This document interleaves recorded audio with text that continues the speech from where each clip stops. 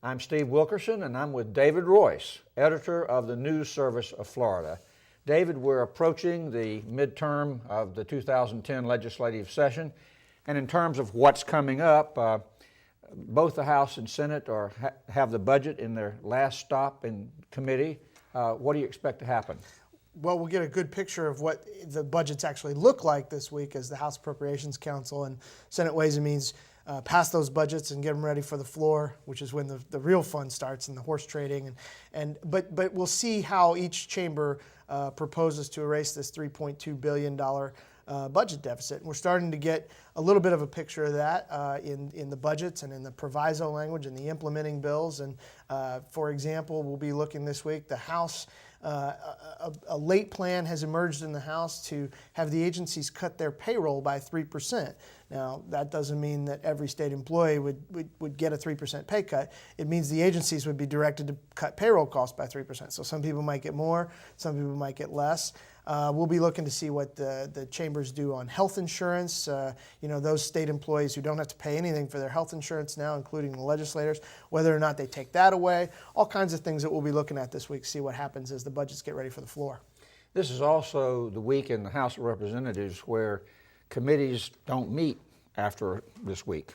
Right. So what do you expect to happen to legislation that doesn't get heard in those committees? Well, if a bill doesn't get heard, for the most part, the House committees have their last meetings this week. If a bill doesn't get heard, probably dead. There are always ways to yank a bill out and bring it to the floor, and they can have special meetings. But for the most part, last week of committees means bills are dying, and so I expect some late meetings. The House of Representatives has a rule that allows them to extend meetings. I would imagine some chairmen may be extending some meetings to try to cram one more bill in. Some furious lobbying of committee chairmen this week to get bills heard, get bills on the agenda in those final committee meetings. What will you be watching for on the floor of the House or the floor of the Senate this week? I guess one of the big things that comes to the floor of either chamber this week is the campaign finance legislation. The Senate will have that this week.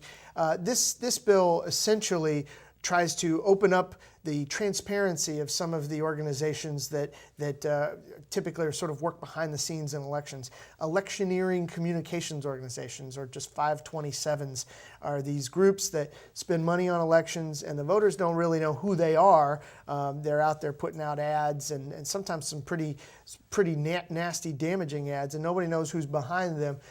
This bill would try to make those more transparent, create some reporting requirements for those organizations, and then also to bring back something akin to what used to be called leadership funds.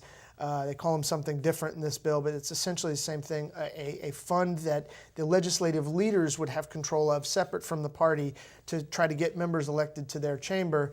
Backers of that bill say that basically happens now. This would just separate it from the party, make it a little more transparent. Florida Attorney General Bill McCollum will be announcing this week that he's going to file litigation against portions of the federal health care legislation that just passed. What do you know about this? That's right. President Obama has that bill on his desk now, expected to sign it very quickly. And just as quickly, Attorney General Bill McCollum will be in court. I think he's going to sue pretty quickly to try to block that legislation from taking effect. The Attorney General's argument is essentially the federal government is trying to force people to buy health insurance, whether they want it or not, and they don't have to do anything to be subject to this. It's kind of like a tax, a health insurance tax. And if you buy car insurance, you have to buy car insurance if you have a car. Well, McCollum says for this, you don't have to have a car. You don't have to do anything. He calls it a living tax or a breathing tax. You're just there, and the federal government says you got to buy health insurance. And so McCollum's going to sue over that this week. Out in the Panhandle, there's a primary going on. Tell us about that. Yeah, House District 4 is the seat that was vacated by former Representative Ray Sansom, the former House Speaker, who left under under an investigative cloud. That primary this week, the prohibitive favorite, I guess, is probably he's not a representative yet, is Matt Gaetz, whose name may be familiar because he is the son of Senator Don Gaetz.